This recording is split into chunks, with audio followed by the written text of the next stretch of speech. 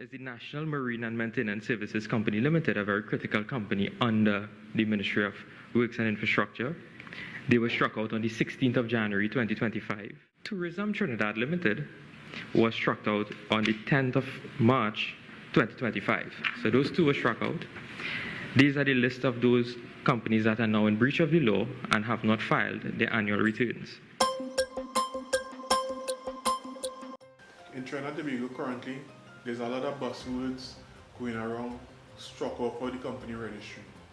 A lot of persons, a lot of SMEs may be uncertain as to what does that means.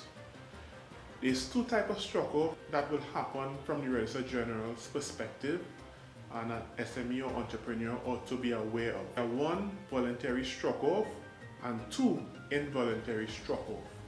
Voluntary struck off is where a company have chosen to close their business operations or in a position of liquidation and closing their business operation.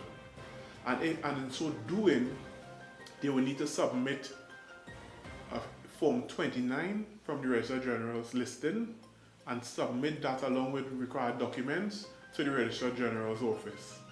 After submitting these documentation, this information or their intention to close down the business will be placed in the national newspapers, the Gazette.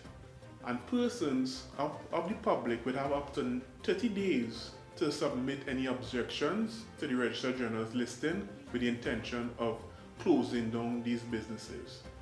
Should the objections move forward and no objections has been done, the Registrar General will submit a notice of cessation or notice of struck off to the company or the directors of those companies within 3 to 6 months of the application date of being struck off.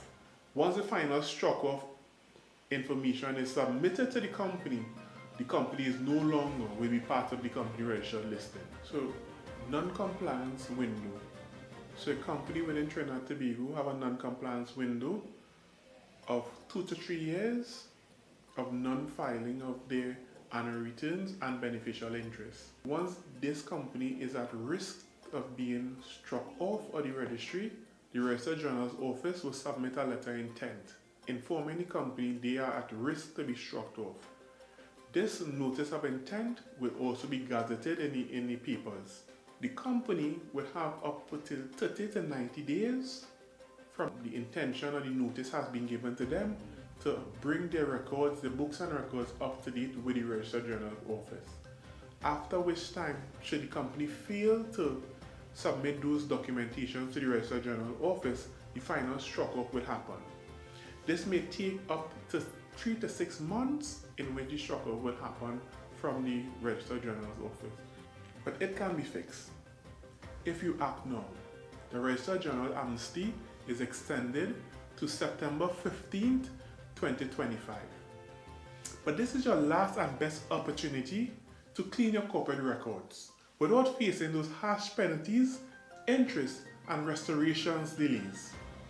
This amnesty provides the best opportunity to deal with those late annual returns, changes in directors, beneficial interest filings, and those other overdue documents.